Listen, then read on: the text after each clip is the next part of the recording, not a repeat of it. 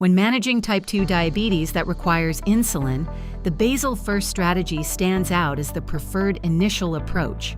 This method begins with basal insulin, like glargine or detemir, starting at 10 units or 0.1 to 0.2 units per kilogram daily. The key is to adjust this dosage every 3 days based on fasting glucose levels. If those levels remain high, we increase the dose by 2 units. If hypoglycemia occurs, we reduce it.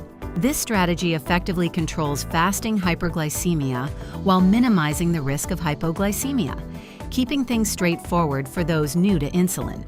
In contrast, sliding scale insulin is reactive.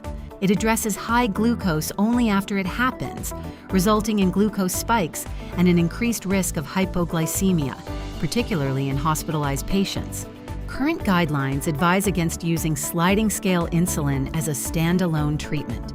Remember, basal insulin targets fasting glucose, while Prandial or correctional insulin deals with post-meal spikes. Always use sliding scale insulin alongside basal insulin in the long term. So if you're preparing for your boards, join NP Readiness Bootcamp today, our 30-day program designed for your success.